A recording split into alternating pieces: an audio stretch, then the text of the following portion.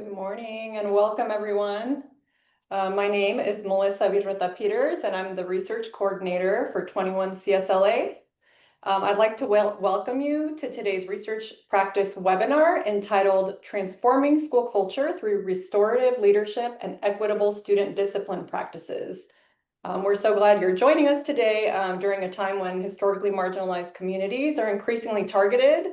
It's important for us to come together in spaces like this to envision actionable ways in which we can transform school culture for more equitable outcomes in discipline and across our education systems. Today's webinar is hosted by 21 CSLA. We are dedicated to the professional learning and support of California's educational leaders at the teacher, site, and district levels to create more equitable learning environments that ultimately improve success for underserved students. The commitment that guides our work is that Leaders for Equity transform education by improving access, opportunity, and inclusion for both students and adults. Our focus is particularly on those who are systematically marginalized and historically underserved, ensuring that everyone in our educational community has the opportunity to thrive. 21 CSLA is a project of the California Department of Education, the California Collaborative for Educational Excellence, and the State Board of Education. Before beginning today's webinar, we would also like to acknowledge the land that we occupy. In our active dismantling of the oppressive and erasure effects of colonial structures, we would like to acknowledge that today's webinar takes place on the land which the University of California at Berkeley occupies, the territory of Huichin, the ancestral and unceded land of the Muwekma Ohlone peoples. We recognize and honor the continuous presence and living history of Indigenous peoples. I would now like to introduce you to today's webinar host, Dr. Jabari Mahiri, Chair Faculty Director of the Berkeley School of Education Leadership Programs. Thank you, Melissa, and welcome everyone to our 21st Century California State School Leadership Academy Research Practice webinar for today. We're glad to have so many of you join us today. This strong turnout reflects how timely and important this conversation is. Today, we're centering our conversation around a critical question. How can educators and school leaders transform discipline into a practice of belonging and accountability for all students without relying on exclusion? This question invites us to rethink traditional discipline approaches that often remove students from learning environments, approaches that disproportionately affect students of color, particularly African-American students. Instead, we'll explore how restorative leadership and equity-centered practices can create schools where accountability and belonging go hand in hand. We're featuring researchers who will share their ideas and insights and research about this topic and be responded to by leading practitioners who are engaged in this work. Please welcome Michael Corral and Travis Bristol. I'll give you a bit of their biographies. We really had to cut this down a little bit for time purposes, but they are very extended and long. Michael D. Corral is the director of the Race, Education, and Community Healing, i.e. REACH network at UCLA Center for Transformative Schools.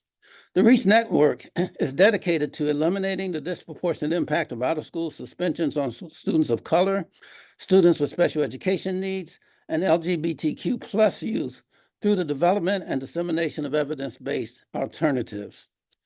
Thank you, Michael Corral, for joining us. And I also want to introduce Professor Travis Bristol, an associate professor in the Graduate School of Education at UC Berkeley. And his focus is, and he is also connected with the Department of African American Studies.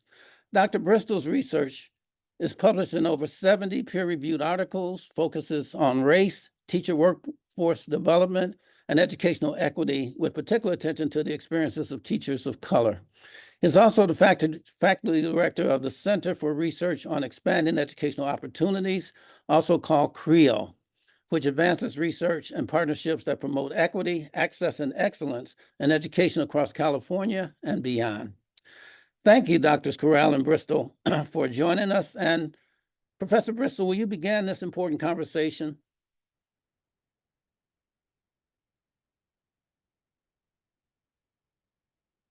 and you're muted right now.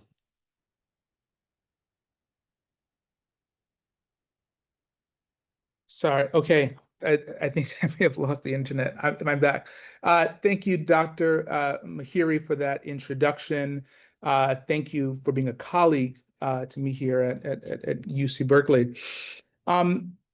So Dr. Corral and I would like to talk a bit about some of the work that we're doing across the state, but I think some framing context is important.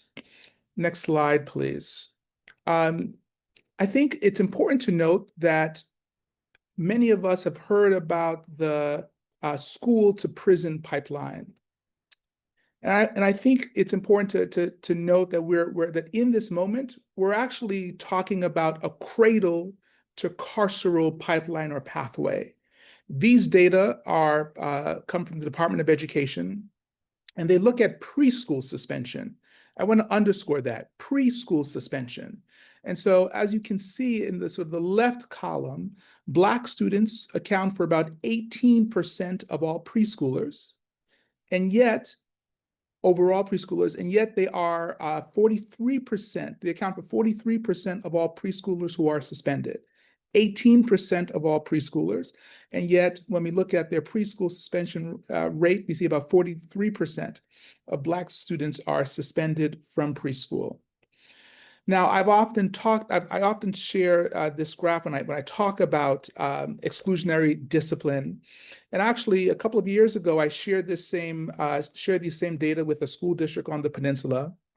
And I asked about 700 staff at a school district, and I asked them to help me understand why it is the case that Black students account for 18% of all preschoolers, but yet they represent 43% of all preschoolers suspended. And some of the things that good educators, right, educators who are committed to improving outcomes for students, some of the things that I heard educators say, they said things like, it may be because the Black students aren't engaged in school. It may be because the Black students and their parents, right, might not be engaged in school. I listened painfully, but I listened to allow these educators to engage in some sense making. And then I shared this. Next slide. I shared this picture of my son, and I shared that this is my son, Peter. He was about the age of 2.5. And I went to pick him up one day from preschool. And the director of the preschool called me into her office, and the executive director said, Peter's going to have to take a 2-week break from school.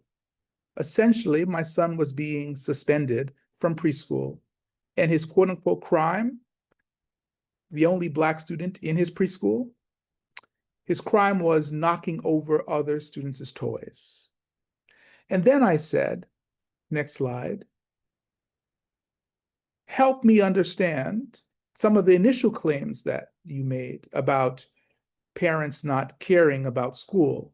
My wife and I are tenured faculty members at arguably one of the most prestigious public universities in the nation, possibly the world.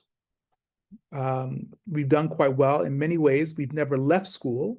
We clearly care deeply about school, and yet our son was suspended from preschool. So then what else might be going on? And to help us understand what else might be going on, I'd like to turn it over to my colleague, Dr. Corral, to give us some insight into it's probably not that Black parents don't care about school. Thank you, Dr. Corral. Yeah, thank you, Dr. Bristol. The powerful story Dr. Bristol just shared for everyone on the webinar today, it isn't isolated, and especially in a time in California, across the state, everybody is now, or all public school districts are implementing universal TK. So it's more pressing now than ever because it's live. But Dr. Bristol's story isn't just isolated, it echoes millions of student and family experiences. And these exclusionary practices that we're seeing in the data, that we've seen from personal experiences, correlate with the devastating outcomes on this slide. We're talking about lost instructional time, diminished academic achievement, the increased likelihood of grade retention and dropout, and most critically, some of the work that we're most concerned about that we see with exclusionary discipline is the increased trauma and and how we're pushing students toward the juvenile legal system. And our legislators are recognizing this crisis, that we can say, and have responded with the policies that we're now seeing. Next slide, please.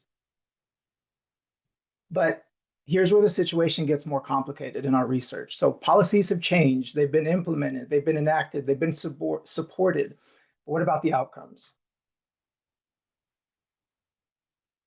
So California legislators have enacted sweeping reforms over the past decade. All of you in the school systems are likely very familiar with AB 420, which started out with the ban on willful defiance suspensions for K through 3. We saw SB 419, expanded this through middle school. And most recently, which was the catalyst for the REACH network, was SB 274, which extended those protections on the ban on willful defiance through high school. So each of these policies, the way we're looking at it, represents hope. They all represent recognition that exclusion isn't the answer. And if you ask an educator, myself, a past educator in Arizona in middle and high school, that's never the thing that we want to use. That's not the tool that we want to rely on. But as we're continuing to see, the policy alone isn't transforming the culture to see the outcomes that we're hoping to see. All right, so this is going to be some really kind of heavy stuff, and we're going to go through it so quickly. Please know that we can follow up. Know that in the link, there's you can access the slides as well. But so based on our initial analyses right now, when we're looking statewide, and it's still ongoing, our analysis, it's nuanced and complicated, but the situation is clearly surfacing that it's not as clear cut as we had hoped. So on the one hand, yes, if you look here, willful defiance suspensions, what those policies that we just referenced were meant to do, are declining. That's the policy at work. But then when we look at the other lines, they're beginning to show signs of an upward tick. So we see the suspensions for violence, for drugs, the infamous quote unquote other category. This signals, at least currently, COVID put a huge wrench in what we think the trends are telling us. But currently, this is showing that that we're not solving the problem. We're just displacing it. So when we close one door right now without addressing the root causes, the behavior manifests elsewhere. We're closing the door to the willful defiance. We're saying that's subjective. We're not going to do that anymore. But we're seeing it manifest in other places. And this tells us that suspension bans, they treat symptoms and not the disease. And within this complexity, like all these things that we're seeing, COVID in the middle of it all, lies an even starker reality for us when we look at this data.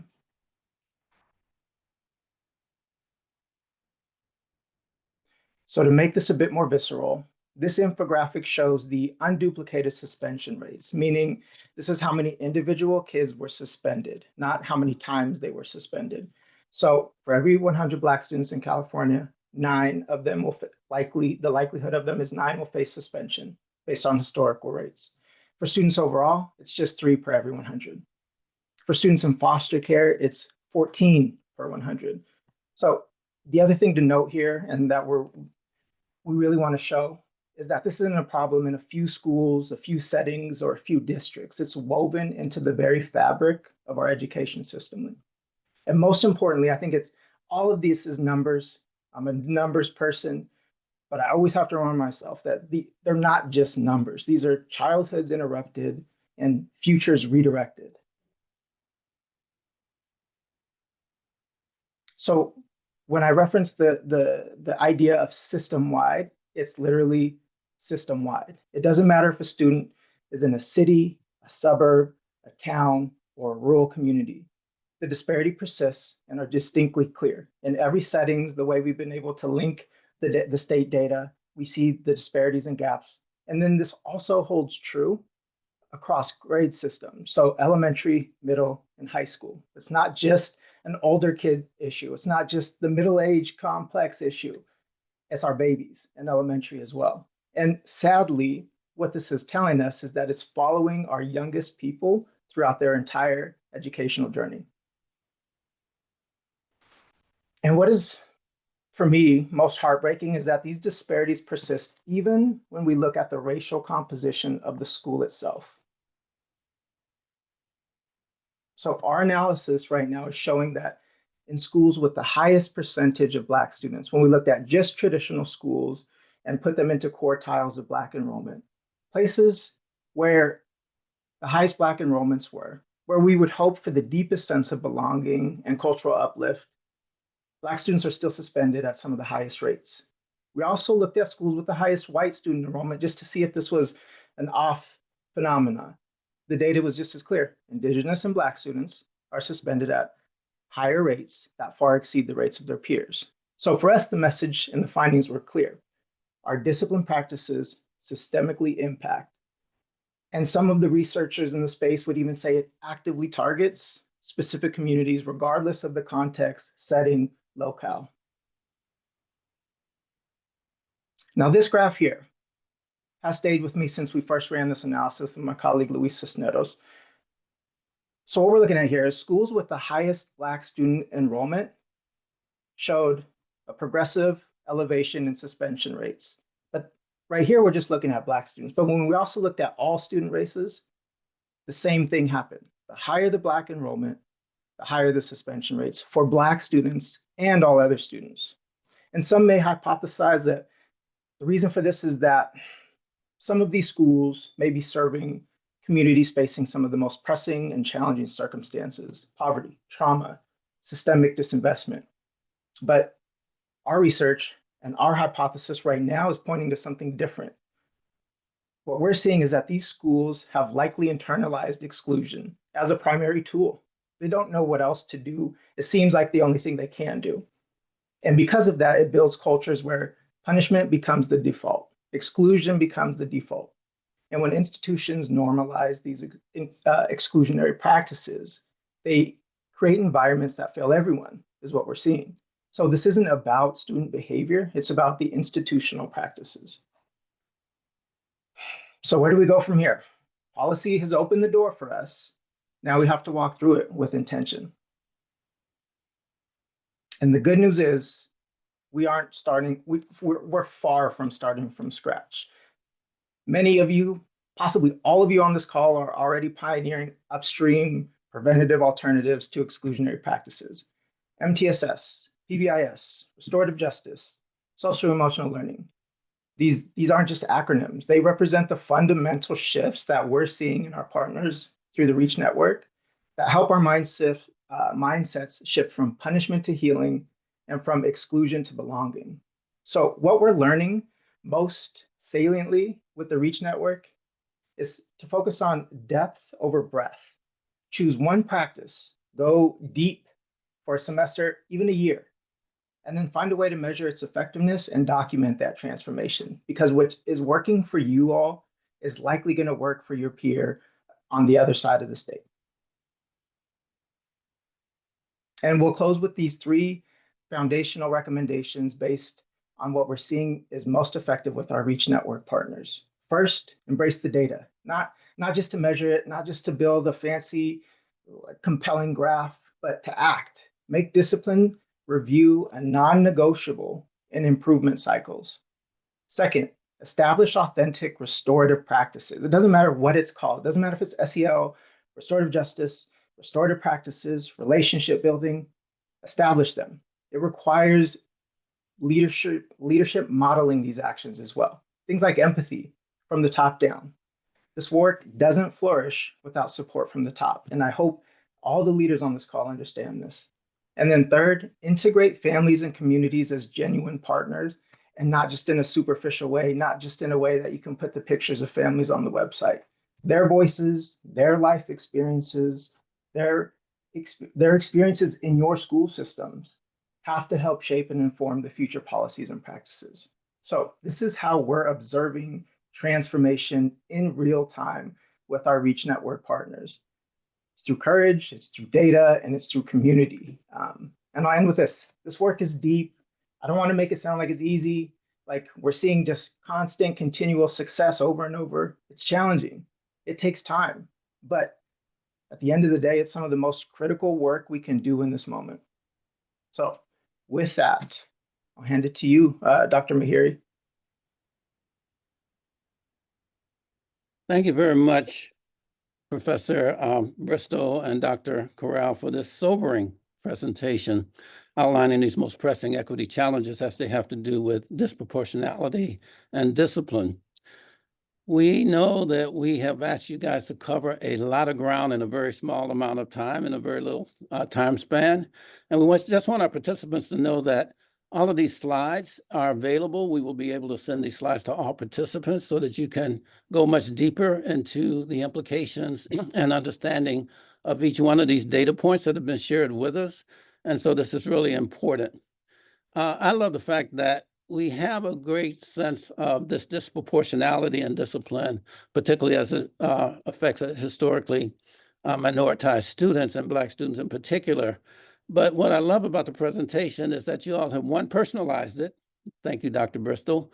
And you've also disaggregated this general sense of disproportionality to give us an understanding that there is this, as you said, default mode that we fall back into, whether it's a school that has predominantly Black students or whether it's a school that has predominantly white students, and this sobering point that no matter which condition it is, the higher number of Black students in those circumstances, the higher number of suspensions. So this is very important.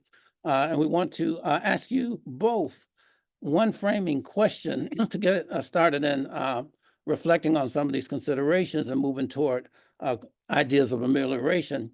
And I'd like for you to start first, Dr. Corral, addressing this question of, can you go into a little bit more detail or provide other examples of how restorative leadership itself influences how we approach these challenges, particularly for these historically marginalized students who are the main, let's say, victims of disproportionate discipline practices? Yeah, so there's been some great research done already, Zaire, Gonzalez, and then also just what we're learning from our partners through the REACH network. But restorative leadership offers this powerful antidote because it forces a fundamental shift in the culture of the school system that we're leaders in the way we see and approach our communities. So instead of asking what rule was broken and then what is the punishment, let's keep it very binary, very black and white on a policy, on a piece of paper. Broken rule equals this punishment. Instead of that mindset, we shift. A restorative leader, we're learning and seeing, asks, okay, what harm was done? What needs to be done to repair and restore the community? So for historically marginalized student groups, this can be profound. It moves them from being seen as and felt as a problem to be excluded to now, maybe I'm a valued member of this community. They want me here and they know I need support. So a restorative leader models this by prioritizing relationships. Like that's the big, it's not a complicated science. It's relationships, it's human. But we're seeing that they create a culture where every student is seen and their full humanity is accepted. And it doesn't mean that there's no consequences. That's the one thing that we want to make sure is clear. It doesn't mean that we're just letting kids and adults get away or have to fall back for everything. It means that the consequences are more about learning, healing, and accountability to the community, not just punitive punishment and exclusion. Thank you very much. Dr. Bristol, give us your insights on the same question. So I absolutely agree with this idea of relationships with other people in the system. But I also think it's important to think about the relationship one has with oneself. So the work of Dr. Yolanda Silly Ruiz, she talks about this idea of archaeology of self, that before we can lead others, that we have to do some deep internal work to understand, to uncover biases that we might hold. And so in my work supporting leaders, for example, it's easy, right, with the data that Dr. Corral shared, to take a magnifying glass to say, here's the problem within the system, and I'm going to examine it through a magnifying glass. But I think the first invitation around being in relation to oneself, archaeology of self, is to say, it's not a magnifying glass that one needs. What we actually need is a mirror so that we can understand what are some of the biases that we hold, and how those biases manifest themselves, right, in how we lead. And I often share this very personal story. When I began teaching in New York City over 20 years ago, in my first year of teaching, if you had walked by my classroom, the students who were outside of the door of my classroom were young Black women. And I had a colleague of mine, a mentor of mine, say, Travis, one of the reasons why you may have these group of young Black women standing in front of your classroom is because you probably have some biases, right, that are gendered, and you have to do some work internally. And so I think that to be a restorative leader says, yes, we have to examine the organization. We have to take a magnifying glass, but that work cannot begin until we are in relation to ourselves, and we have to use a mirror to understand and do some deep digging archaeology of self to understand the biases that we hold so that we can lead and restore an organization. Thank you both. As you know, we purposefully have titled these webinars Research to Practice webinars. And the reason for that is that we want to always integrate the amazing insights that are provided to us from the field of research with people who are working with these same issues on the ground. And we have two people who we're fortunate to have joining us today. And that's Jennifer Coronel and Julie Pak. And Jennifer is the Director of Student Support, California's La Mesa Spring Valley School District. She works closely with social workers, counselors, and school leaders to strengthen behavior, systems, and structures, advance intervention practices, and ensure equitable access to supports for all students, particularly those who have been historically marginalized. Julie Pak serves as the principal of Chaparral Elementary School in the Claremont Unified School District, a dedicated educator and servant leader. Julie Pak brings over 20 years of experience in teaching and instructional leadership grounded in a commitment to equity, collaboration, and student growth. Thank you both for joining us today on our webinar that's already off to a really great start. And again, we would like to begin with asking you, Jennifer, as a district leader, what are the strengths and tensions in collaborating with individual schools to effectively implement restorative practices and policies district-wide? Yeah, thank you for the question. I think one of the biggest strengths, I'll start there first, is in collaborating with schools on restorative practices is most have a shared commitment to creating safe and supportive learning environments and building strong relationships and shifting away from the punitive discipline. And like Dr. Bristol referenced, if they don't, they need to do some serious, look at their biases. And I would add, maybe this isn't the profession for them, but that's another conversation. So I feel like when the commitment is there from your schools and your teachers, it's easy to start having those conversations and talking about best practices and learning how to problem solve together. So one of the overall strengths that I see is that collective commitment to shifting away from punitive, because we know that it doesn't work. Thank you. And go ahead, I'm sorry. no, I'm sorry, go. Tensions, I can speak about that one now as well. I think attention is just building a collective efficacy and making sure schools and teachers and leaders understand that this isn't just another initiative, but this is we're framing restorative practices and policies as a culture shift. This is what we do in our district. This is how we behave. This is how we interact with each other and especially our students. This is how we build relationships. This is how we solve problems. So making sure everyone understands that it's not just another initiative, but it is indeed a culture that we support and we encourage within our district. I think another tension is every school is at a different place, right? We've got different leadership, different capacity within our schools, different levels of readiness. So making sure that everything is equitable across the district can be a challenge because implementation is different and can even feel slow at some of our schools because not everyone is at that same place. But nevertheless, it has to happen. And so it's a matter of working with schools to determine where they are and meeting them where they are and working with them toward that goal of becoming restorative school sites with inclusive practices. So I think overall, I heard Dr. Corral mention the word punishment. We don't use that word in our district anymore. We shift away from that, and we truly believe that as a district, there are consequences for what happened just in real life, and we meet those behaviors with consequences and with interventions, and they have to be paired together, or we're not teaching anything. We've also seen with our universal TK implementation that a lot of our teachers have felt like we're so excited to have these cute young people and they're so fun. And I think some of us neglected to remember that we're working with blank slates. We're working with kids who haven't been in school before, just like sixth graders who transition to middle school. We need to teach routines. We need to teach sharing, interpersonal development, all of those things that maybe we didn't anticipate with TKers coming in for a full day of school. But overall, I would say it's important to strike a balance between setting clear expectations with our school sites at the district level. So what is tight and what is loose as we move forward in creating these inclusive and restorative spaces at all of our schools and all of our classrooms.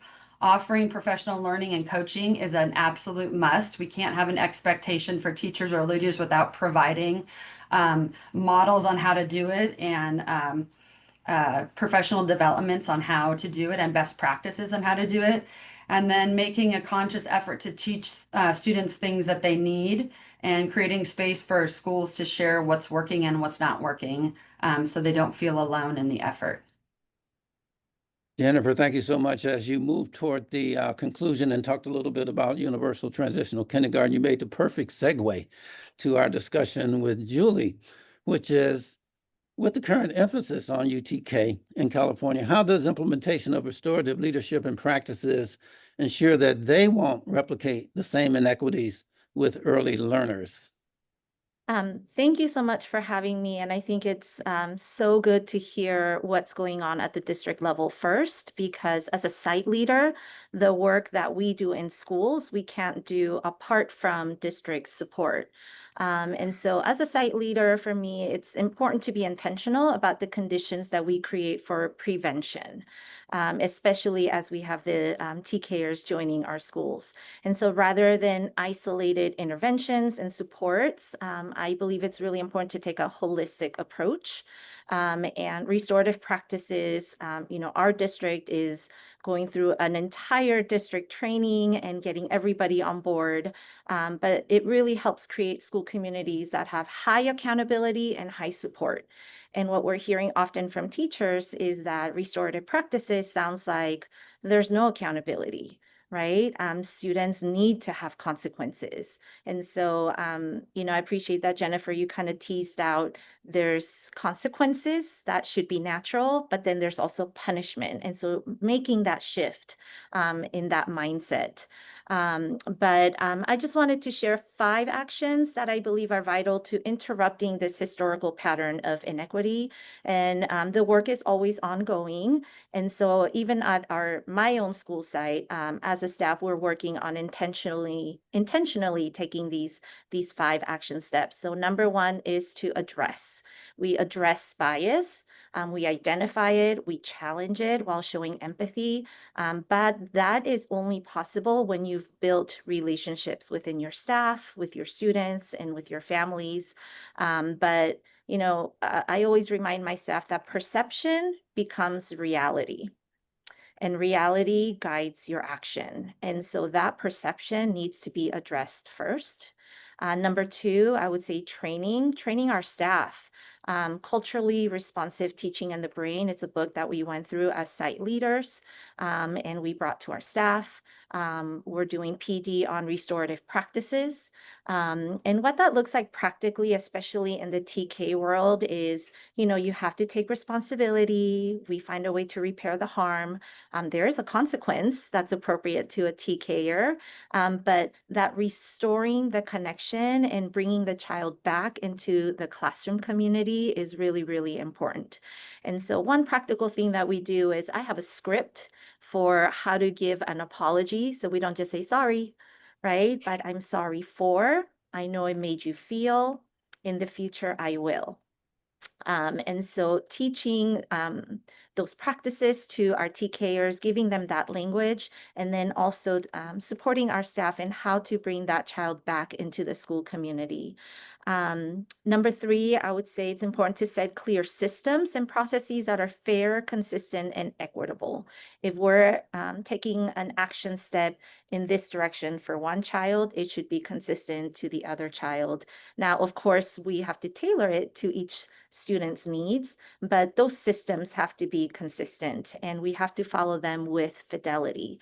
And so, for example, when you're tracking your behavior, really breaking down that data to better understand not just what the numbers tell us, but what's behind these numbers that we're looking at.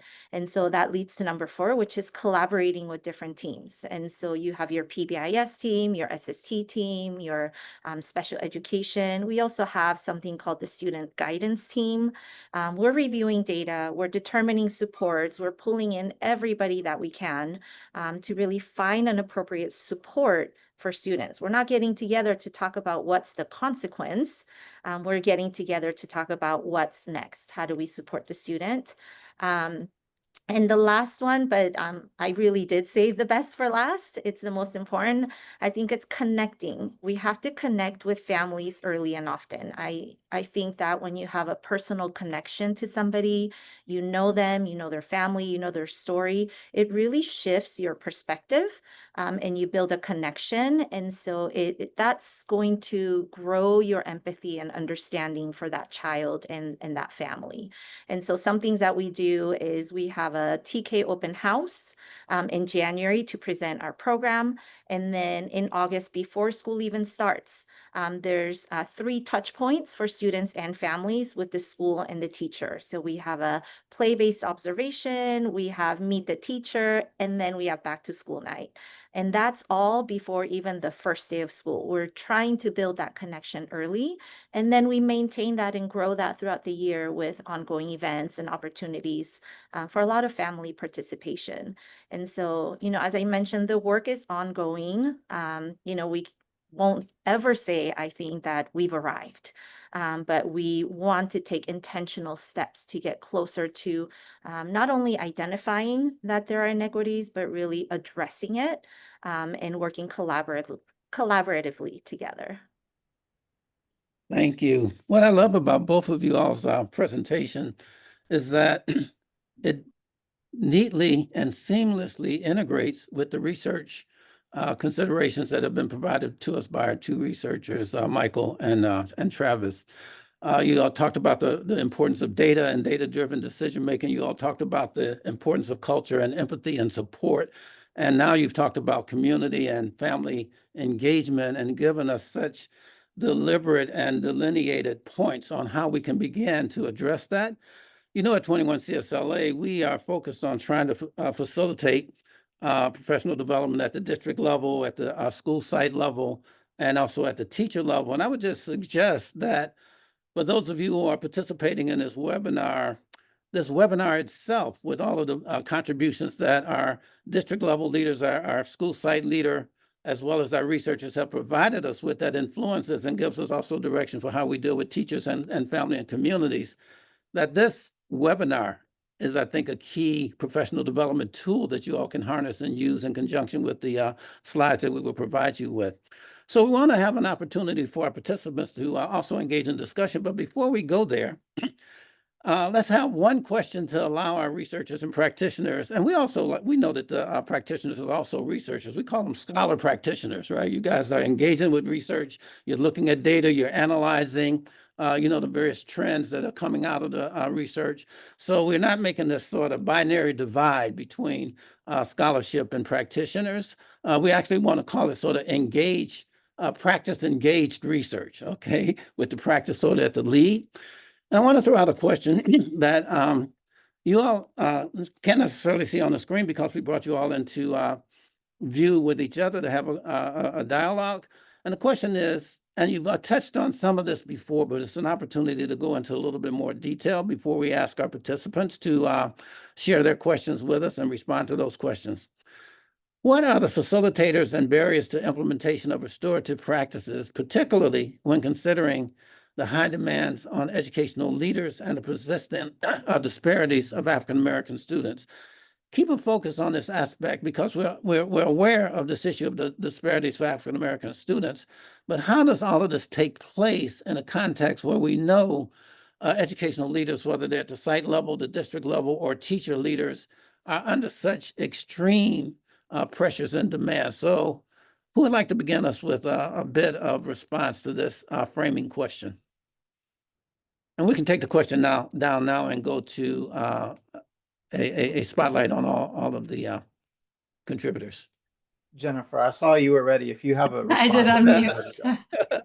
I think that I'm very lucky to be in a district where we have a superintendent who very much believes that academics and social emotional learning go side by side.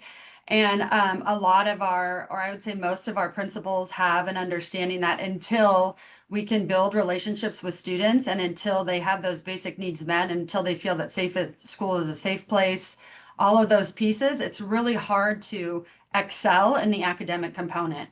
So I think we are at a prime time where we acknowledge that we need to kind of pull back, or not pull back our academic focus, but meet our academic focus with just as strong as a social, emotional, and a belonging focus for all of our students and our parents. And so we really feel, or I feel, and maybe that's because this is my department, but until we can understand that building relationships with students and making sure that they feel they are in a safe place and they have a safe adult, all of those pieces, the academic component is going to be really hard to achieve. And so kind of just going along with that frame of mind and teaching those two strands with starting with our principal leadership side by side, we focus on both of those things. It becomes not two competing priorities, but one priority that we're working on as we move through the year. Lovely. That part about relationships is so key. I'm going to come back to that in a minute myself with a personal example, but let's hear from our other practitioners and researchers. Who would like to jump in next? I can go, and there was a comment about in the chat, this is a teacher issue, not a student issue, and then highlighting or uplifting what Dr. Bristol had mentioned earlier. So much of this, one of the biggest barriers is the deeply ingrained mindsets in our systems, and most of the time ourselves. I can speak anecdotally as a past classroom teacher and school leader. Like I also carried that as a first-gen Mexican American working in Arizona with largely first-gen Mexican Americans. I still carry this sense of like, I'm the leader, you follow the rules. If you can't do that, then we need to figure out how to remove you so other kids can learn. And that's such a false narrative. And that work didn't happen overnight. I mean, I think back to my mindset, how I was trained, how my mentors, how I saw them move.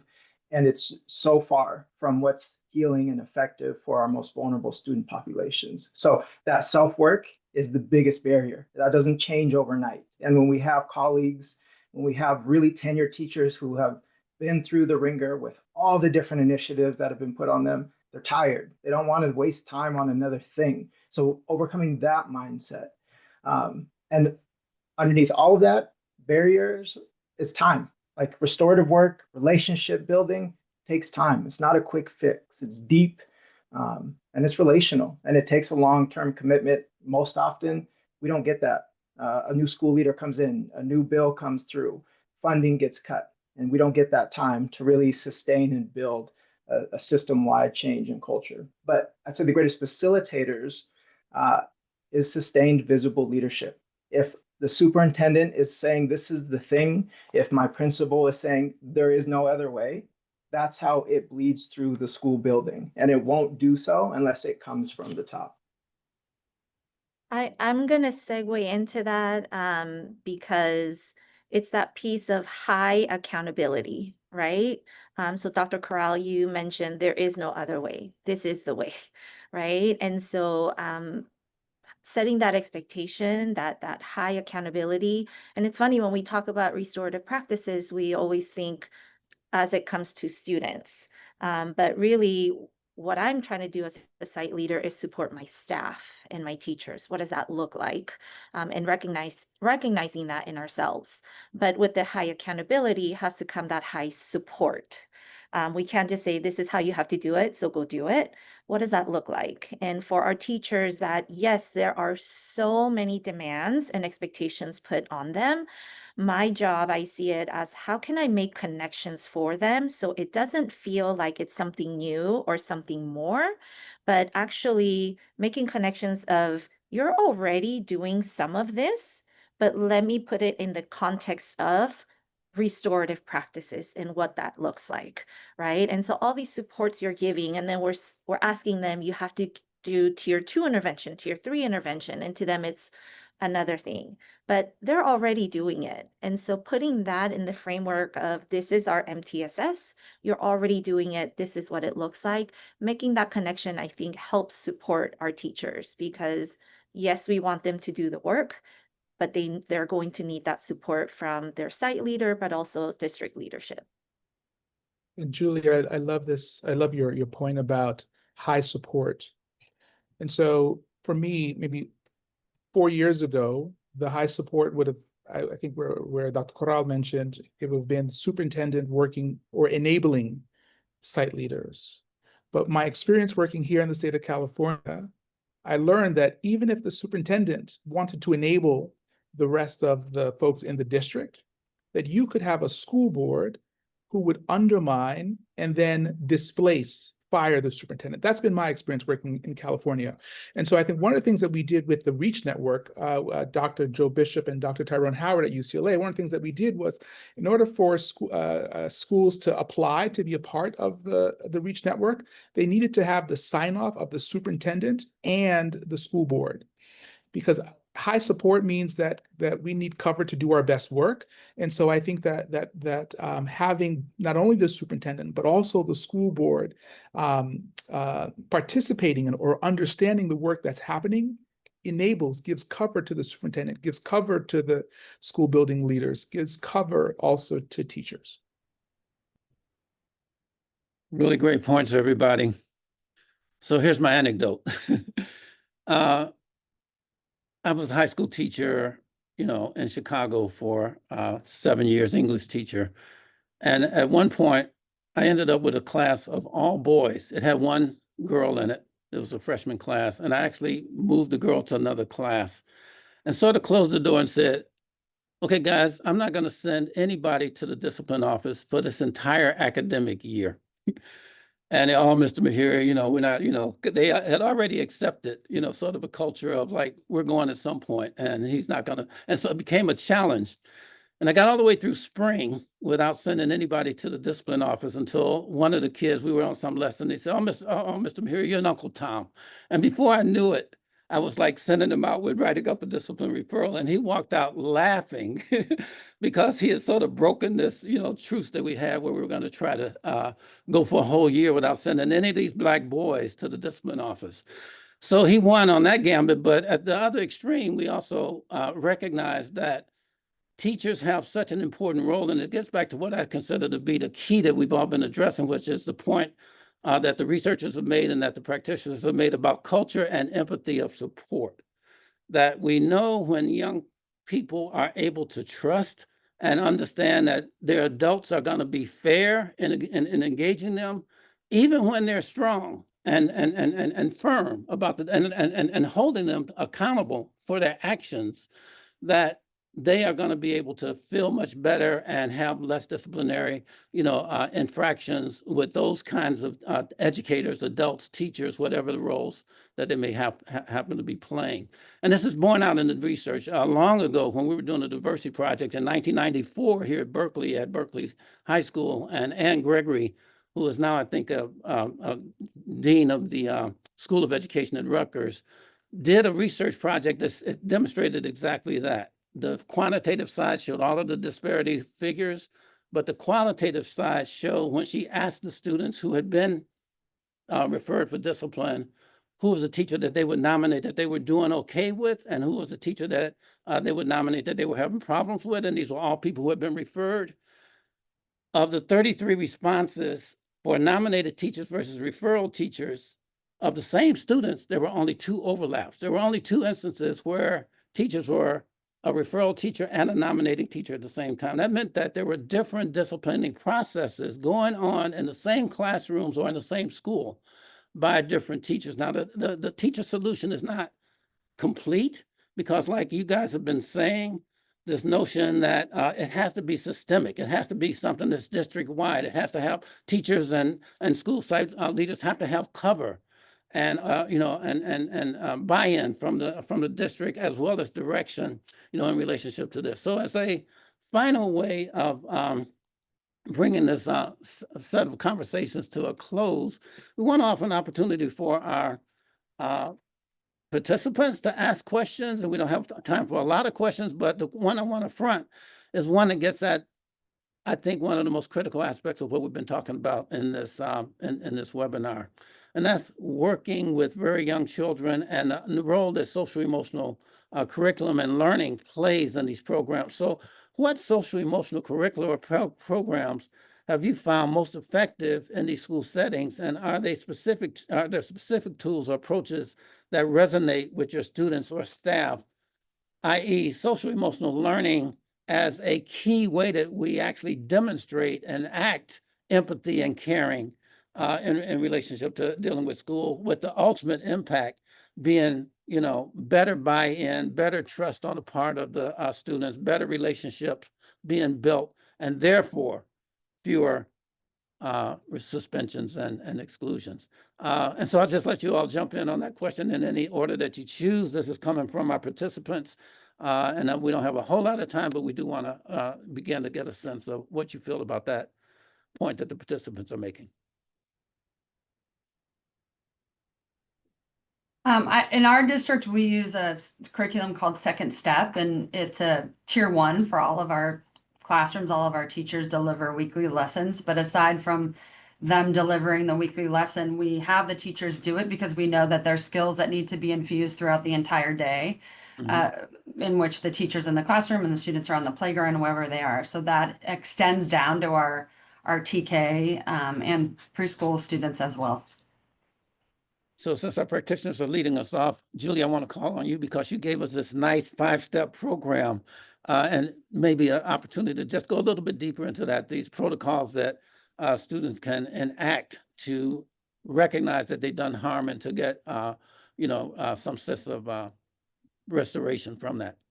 Yeah, so not a program, but maybe I'll make a program. No, I'm just kidding. At our district, many of our schools use a program called Ruler, and it starts with identifying your emotion, labeling your emotion. And so what that looks like at TK, we have something called the mood meter, if you're familiar with that. Pretty similar to the zones of regulation, which we also use with students. And a lot of my conversations with the littles is, well, because we always ask, why did you do that? And they're like, I don't know, right? They're 4 and 5. But asking, how are you feeling? And acknowledging it's okay to feel that way. It's not okay to blank. It's okay for you to feel angry. I would feel that way too. But when we're angry, it's not okay to throw the book or hit your friend. So what can we do instead? And so that's that restorative piece. It's still high accountability. You cannot do these actions that disrupt the learning community, but let me help you by giving you other different options. And then also oftentimes these little ones feel really guilty and bad when they've done something. And one big piece that we always tell our students, because they'll say, I was being bad. I'm bad. I had a little one say, I'm a bad road runner, because we're Chaparral road runners. And so this constant reframing of how they see themselves, I know somebody mentioned it's that mirror. It's you're not bad. You're not a bad student. You're not a bad person. You're not a bad child. We made a bad choice, But those choices, we can respond by repairing, by fixing. How can we make it better? And so it's that ruler curriculum goes, we do it from TK through 6th grade. There are lessons to it. And so actually this year at our side, we've looked at all the lessons because, you know, I hear teachers say there's not enough time to teach it all, right? And so take the curriculum and identify what are the key lessons from ruler that we really want to tackle at each grade level. And then let's talk about, is there a flow from TK through 6th grade to really supporting these students? And as we're doing the work, let's talk about what are the teacher actions that are going to help move the work along. I love the detail that you all go into. And if we had more time, it would be great for you to give us a couple of examples of how that's working. But I want to shift to our researchers as we move to a close. And I want to put Travis Bristol in the spotlight because I want to alter the question a little bit. And he's my colleague, so, you know, he can have a conversation with me later if this is a problem. But for right now, you started with this powerful example of your own kid, 2 or 2.5 years old. What would be the spinoff of the parents' roles and responsibilities in that situation to try to facilitate the amelioration of the problem? It may be something that you and your wife did or have thought to do. If I had a second chance, I would have said this or that. Let's go from the inside out in terms of the parent and community connection to ameliorating these powerful disparities. Yeah, I appreciate the question, and I can definitely pick up more at some other point. But I do think that that there was this sense, like I thought there was something wrong with my child, right? Like I thought, like what, you know, what's going on? Like, you know, like, yeah. And I think that the school made me feel as if I was a bad parent, or that there were things that I needed to be doing at home, not recognizing that, you know, that knocking over toys is probably developmentally appropriate. And I began to have conversations with other Black colleagues, and we began to share that actually, oh, this is happening to you too. This is happening to you too. And so I think that the push for parents might well be to recognize that that these are patterns that are happening across the country, and so it's not necessarily you, it is something about the system. And so the way that I've moved differently with school systems, you know, because my son has, you know, throughout, you know, I would ask the school, well, how many other children are on you know, have to have a behavior form? And one of the questions, so this was actually in the 2nd grade. In the 1st grade, actually, this is another story. And the teacher said, actually, I realized it's actually all of the kids of color. And so maybe there's something about the system. And so I think that what this initial experience helped me realize is that I had to interrogate the system. Now, that's unfair expectation of a parent, right? Parents shouldn't have to advocate in that way. And I think it's because of some of that advocacy that I've been able to provide cover for my son and to protect him from the institutional harm that schools have caused him. But I think that that's unfair. Schools, we send our children to schools because we believe that they will be additive, to quote Alan Valenzuela, not subtractive. And so I think that it's the point of doing this work is not to expect parents to be advocates. Teachers should be doing their own work to create restorative justice communities for our children. Amazing. And we are almost at end, but I'm going to push a little bit with you, Dr. Corral, and put you on the spot too. We only have, you have a minute. You're on an elevator with the superintendent of schools for all of California. And he's saying, like, I understand you're doing this amazing research. What can you boil down into a nutshell that we should be doing at the systems level to make, these discipline outcomes that you're advocating for more realizable for all of the leaders and teachers and parents and students in the state of California? And of course, we lead the world, so everybody else will be influenced too.